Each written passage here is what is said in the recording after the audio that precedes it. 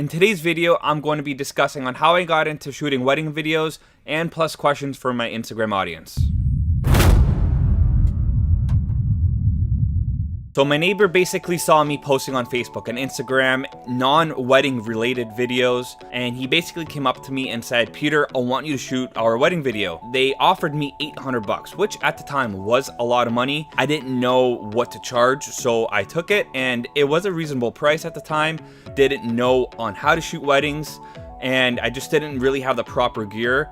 At that time, I was shooting with the Nikon D750 and the Ronin MX gimbal. Everybody knows that the Nikon doesn't have autofocus for video, and especially using it on the gimbal was pretty hard, kind of hard to work with. I basically had to manual focus every shot, especially with it on the gimbal. I was always lifting it up, pre-focusing my shot for every angle, and then when I would move in, that shot would be in focus. It was kind of hard, but not every camera can do something that you want. Learning from manual focusing, it basically, you can't rely on the camera to do everything for you. Shooting manual focusing, it will teach you a lot of stuff. Going into filmmaking, higher end cinema cameras, they don't have autofocusing.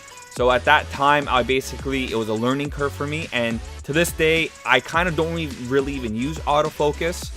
Especially only on the Canon 1DX Mark II, because of the autofocusing is just out of this world. So that's basically how I started my first wedding video. The point of this story is you don't have to be able to know how to shoot something. It's always a learning curve. Shoot something, try it out. If you like it, it will move on. And if you're good at it, it will eventually pick up and you can turn it into a full-time business. So I posted an Instagram story, and basically I was kind of curious if people had questions that they wanted to ask on how to shoot wedding videos or questions in general. One question is, there's a shot where they come out and there's confetti. Do you see the location and organize it for the shot? The answer is no, I don't see the location. If it's in the Hamilton, I basically know everything around here. But at that time, I really didn't even know that they were doing a confetti shot until, I would say, 10 seconds before it actually happened.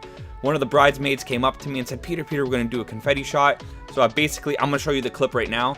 So basically, I went down the steps. I put the gimbal in reverse mode, or sling mode, I think it's called.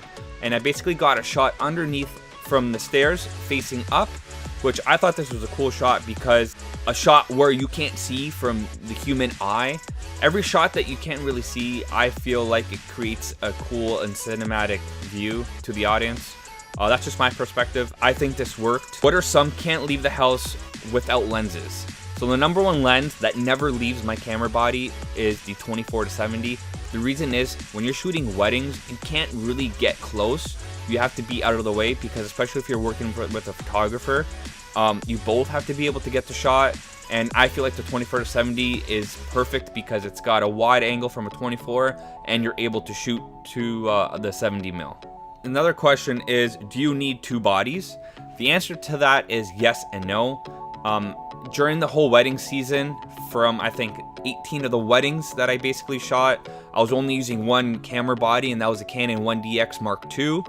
Until then, 3 weddings before, I was using the Canon 1DX and the GH5S as the GH5S was being my primary camera and the 1DX was being my secondary camera, which I was giving to the second shooter.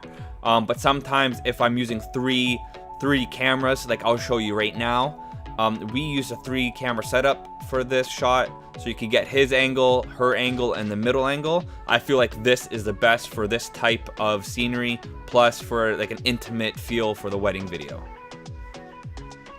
Next question is, how do you price wedding films? The answer to that is basically at a price on what you think you're worth, your time, and the amount of work that you're putting in. I feel like base starting package for like maybe a 6 to 8 hour would be close to $22,000 to $2,200.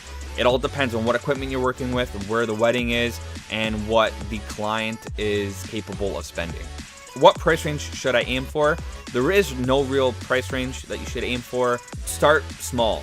You don't want to start charging big. You're not, especially if you don't have a lot of wedding films underneath your belt. You need a few in order to put out there.